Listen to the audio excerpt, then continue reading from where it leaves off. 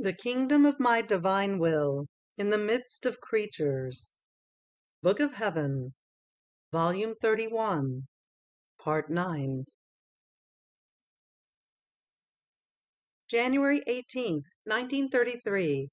Loneliness in which Jesus is put by those who receive him sacramentally.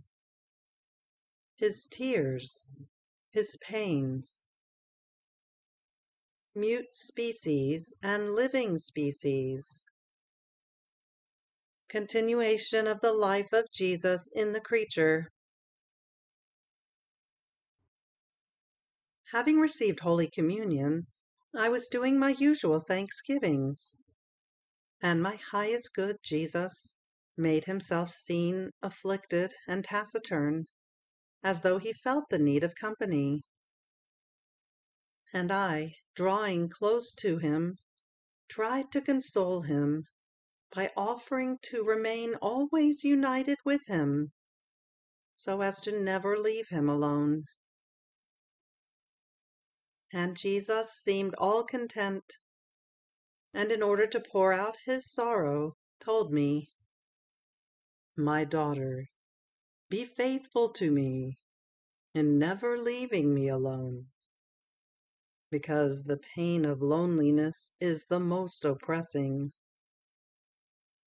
In fact, company is the nourishment of the outpouring of one who suffers, while without company one suffers the pain and is forced to feel the hunger, because one who would give him the outpouring of the nourishment is missing. Everything is missing. And one who might perhaps offer relief, be it even a bitter medicine, is missing. My daughter, how many souls receive me sacramentally in their hearts, and put me in loneliness. I feel in them as inside a desert, as if I did not belong to them. They treat me like a stranger. But do you know why they do not take part in my life, in my virtues, in my sanctity, in my joys, and in my sorrows? Company means to take part in everything that the person who is near does and suffers. Therefore, to receive me and not to take part in my life is the most bitter loneliness for me. And remaining alone, I cannot tell them how much I burn with love for them. And so my love remains isolated. My sanctity, my virtues, my life are isolated. In sum, everything is loneliness in me and outside of me. Oh, how many times I descend into hearts and I cry, because I see myself alone. And when I descend, in seeing myself alone, I feel neglected, nor appreciated, nor loved. So much so that I am forced by their indifference to reduce myself to silence and to sadness. And since they do not take part in my sacramental life, I feel apart inside their hearts. And seeing that I have nothing to do, with divine and invincible patience, I wait for the consummation of the sacramental species, inside of which my eternal Fiat had imprisoned me, leaving only traces of my descent, because I have not been able to leave anything of my sacramental life, or maybe only my tears, because, since they did not take part in my life, the void was missing in which I might leave the things that belonged to me, and that I wanted to place in common with them.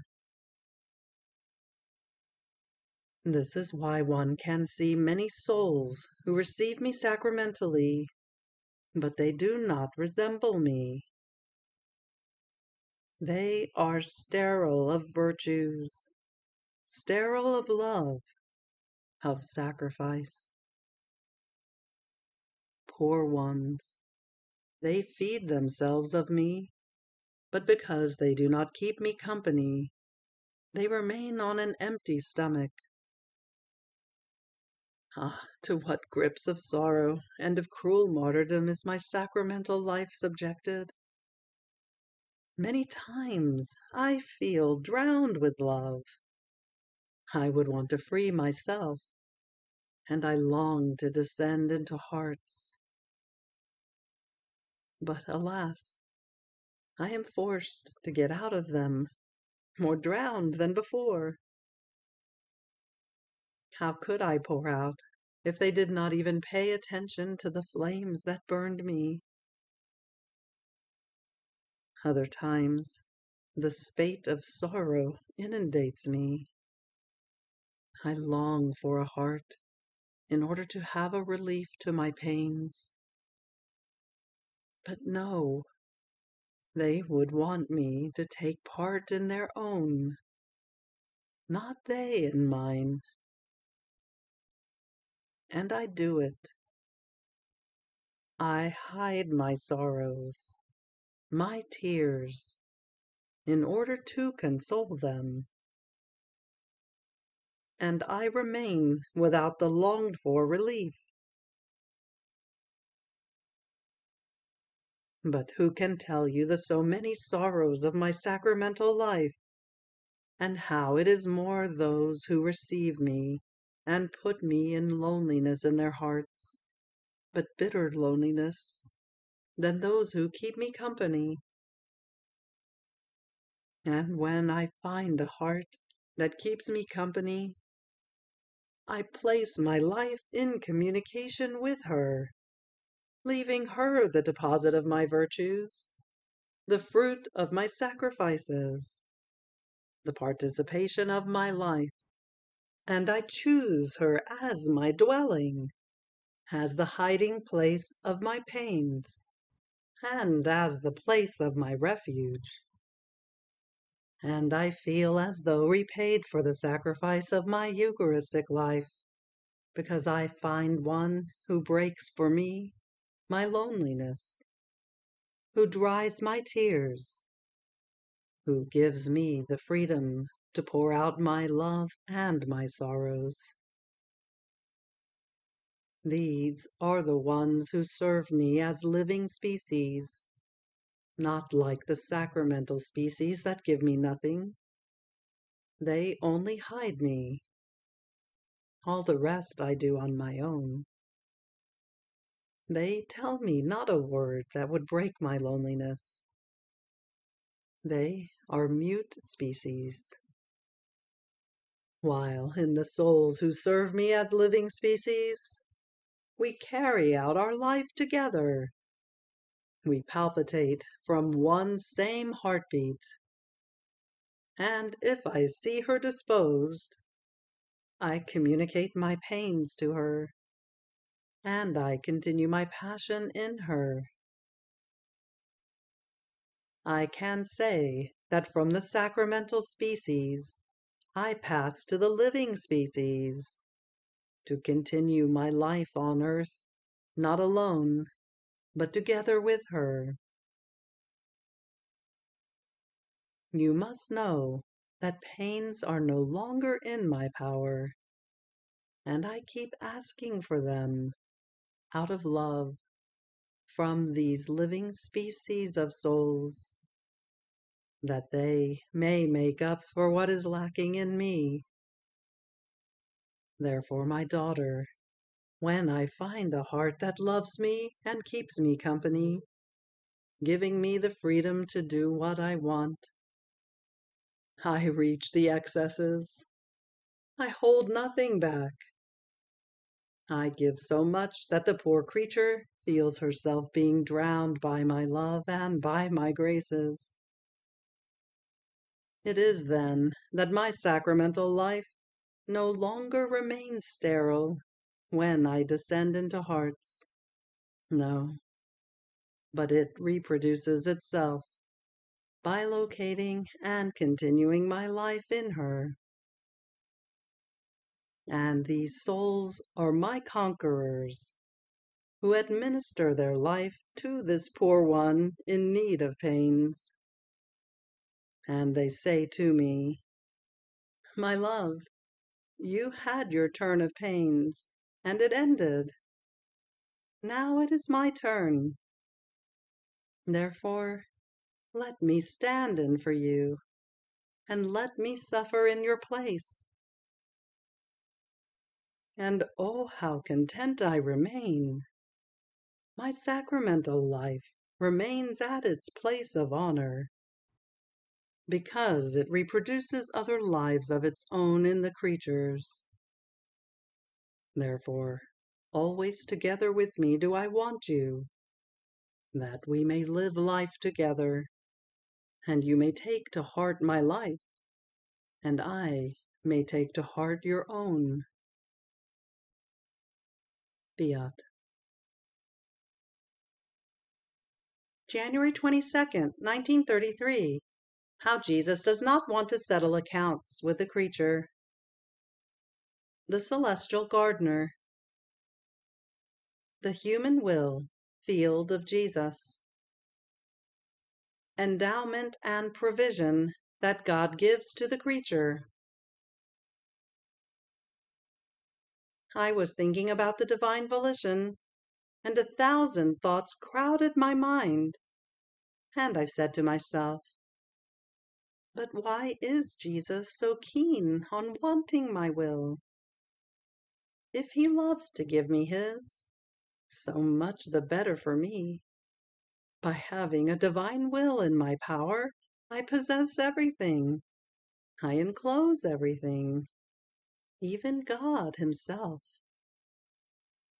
But as for he wanting my own, no less than in exchange for his, there's more to be surprised about. What good can he get from it? What use from a will so weak and insignificant, which can produce more evil than good? It shows how Jesus doesn't know much about accounting, nor can he give, or better, want to give, the just value to what he gives, in exchange for what he receives. As long as he obtains his intent, he does not care whether he obtains little or nothing compared to the much he has given. However, here it shows how his love is true love, because it is disinterested. But while my mind was making nonsense, my most sweet Jesus showed himself all attentive and listening to my nonsense, and all delighted told me, "My blessed daughter, if I wanted to settle accounts with the creature, I would never have anything to give her, because whatever she might be able to give to me, everything was given by me before. Therefore, by giving to me, she gives me nothing other than what is mine. And this is why my love makes me always put the accounts aside. To settle accounts with creatures would be like hindering my love, and making it lose the freedom to give what it wants to give to the creature. And it would feel uncomfortable. In addition to this, in order for me to give you my divine will, it is necessary that you give me your own, because two wills cannot reign inside a heart. They would wage war against each other, and yours would be an obstacle to mine, and therefore mine would not be free to do what it wants. And I, in order to render mine free, with much insistence, ask you for your own. But this is not all yet. You must know that your will, while being with you, is weak, insignificant. But as it gets into my creative and transforming hands, it changes appearance. I render it powerful. I vivify it, and enclose in it the value, producer of good. And I make use of it so as not to remain idle.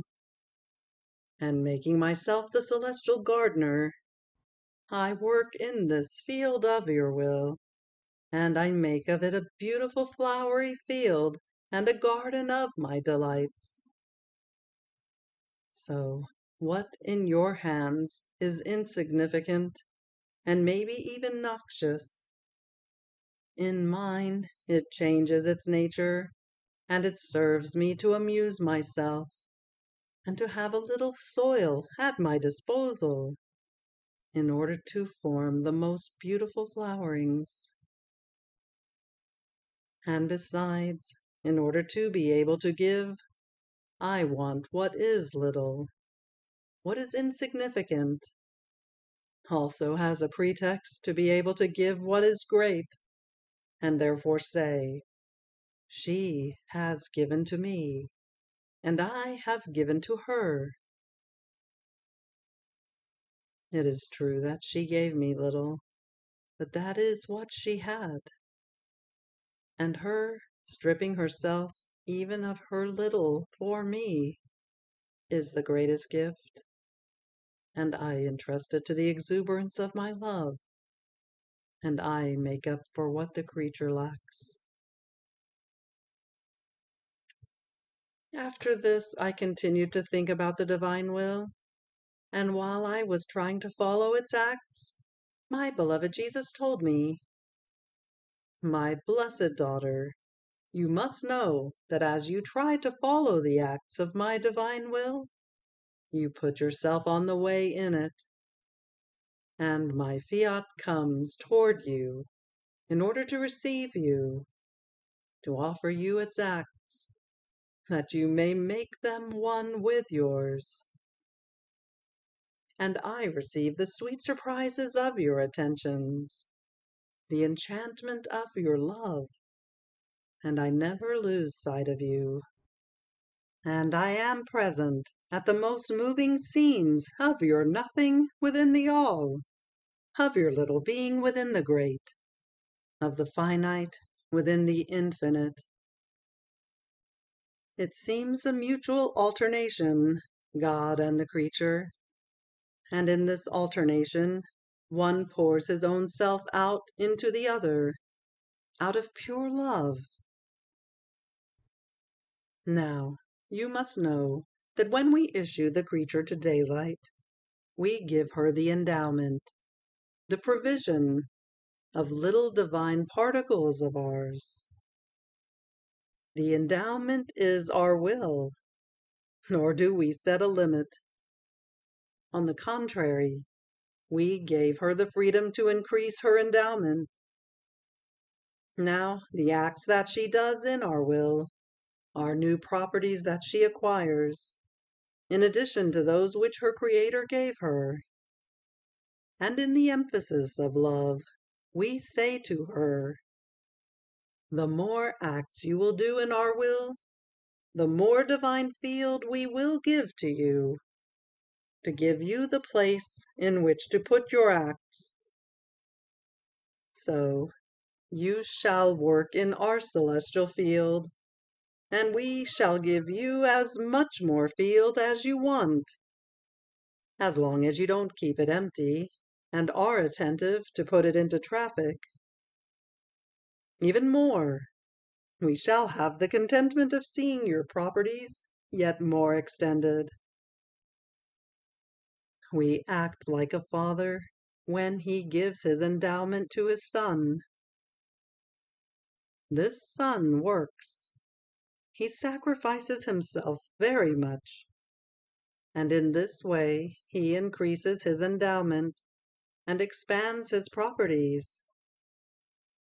And the father is delighted, more than if the properties and the fortune of his Son were his own.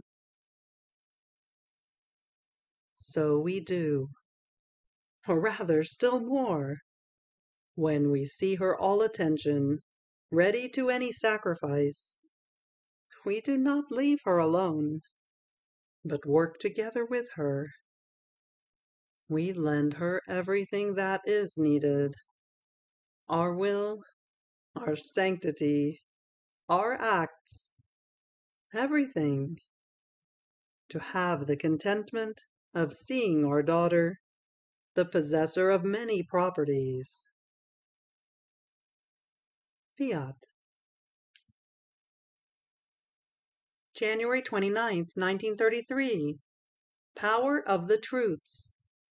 Steps on both sides. God and the creature. Unusual appearance of the Supreme Being. I was thinking of the many truths that my adorable Jesus has manifested to me about the divine will. And oh, how many thoughts crowded my mind with surprises, with joys, with deep emotion on these truths. They seemed to be descending from heaven, all in order to fill the earth. And their crafting was that of forming the way within themselves to let us enter back into these truths. And they walled themselves up around the creatures so as not to let them go out. And my celestial Jesus, visiting my little soul, told me, "My little daughter of my will, you must know that each truth I have manifested on my divine will has been nothing other than a further approachment toward the creatures. As our Supreme Being would speak, so it would take an additional step toward them, place one more divine particle at their disposal, and lay new bonds of union and of love. Our word is always a birth from us. It is our verbum." There's a footnote here for verbum, which means word. It is our verbum, our word, that we put on the way from heaven to seek our longed-for creature, and our sacrosanct Trinity, drawn by the power of the Word. There's a footnote here about the Word, meaning the second person of the sacrosanct Trinity. And our sacrosanct Trinity, drawn by the power of the Word, the second person of the sacrosanct Trinity, because he is inseparable from us, takes our steps along, and step by step we draw near there where our word reaches. There is another explanation of the word word here in this sentence, meaning the manifestation. We draw near there where our word, our manifestation, reaches. Now, you must know that when we decide to manifest a truth by means of our word, since it is a part of ourselves that we issue outside, our Supreme Being takes on an unusual appearance. A new joy invests us. A communicative force of new beatitudes comes out of us. The whole of heaven, in seeing our unusual appearance, already realizes that we are about to issue a word of truth of ours, because we ourselves, the three divine persons, are the first to celebrate the truths that we issue, and then the whole of heaven together with us. These are the gifts of the great King, who can move everything, invests everything.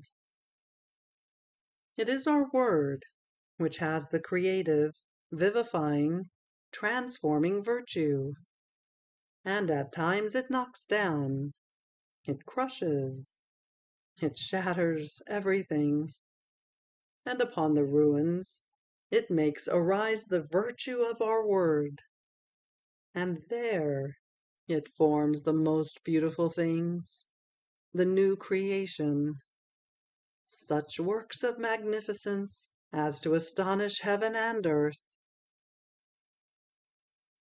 What can a fiat of ours not do?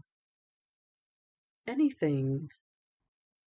And what will the chain of many fiats of ours not do?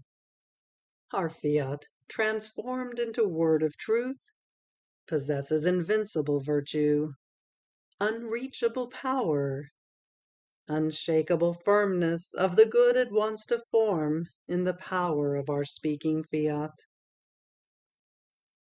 You cannot comprehend the great gift and the great good that one alone of my words of divine truth encloses, but you shall comprehend it with time, when you see the deeds, the works, that my truths have produced.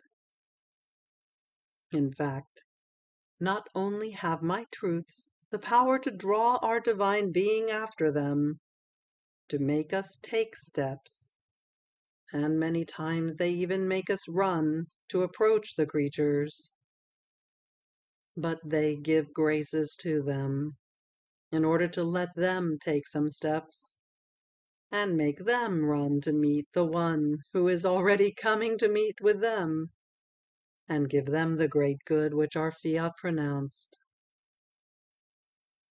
So, when we put out our truths, they act powerfully over our divine being, because if they come out, they want to give the life and the good that they possess, and at the same time they want to dispose the creatures, to draw near the font from which they sprang, to transform them into the good of the truth itself. Everything is in whether a new truth comes out of us. At the most, ages and centuries may pass, but this says nothing, because they are armed not only with power, but with invincible and divine patience, and they do not tire in waiting. They are untiring. They are inflexible. First, they must give the good that they have, the life that they possess, and then, triumphant and victorious, they send back to heaven the fruits that they have conquered. Therefore, my daughter, be attentive in listening to my truths.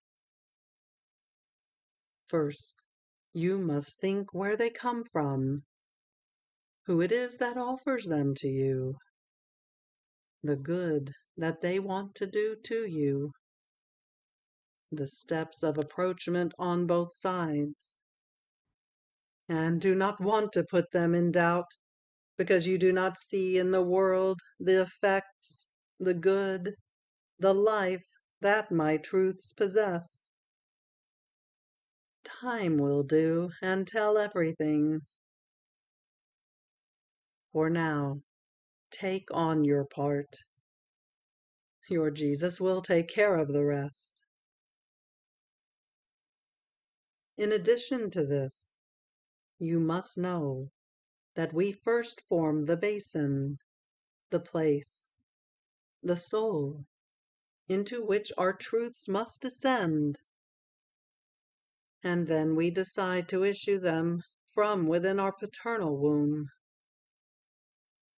In fact, as our Supreme Being issues the truths from us, which change into works for the creatures, in issuing them, We do not leave them in the air and in idleness. No, our wisdom never does useless things.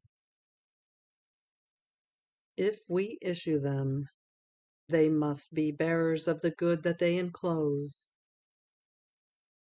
Hear, then, the necessity of the basin to which our goodness directs them, so as to immediately begin their crafting of participation and of transformation of the good that they possess, be it even one single soul at the beginning. And then they diffuse so much as to form armies of creatures of the good that our truths possess. And once they have formed these noble armies, our truths bring them to us, into our womb, in our celestial fatherland. They are the conquerors that populate heaven, act as messengers, go through the earth, cast the seed, work it, harvest it, and triumphant, in order to place it in safety, bring it into the celestial regions. They are untiring, nor do they ever stop if they have not obtained their intent.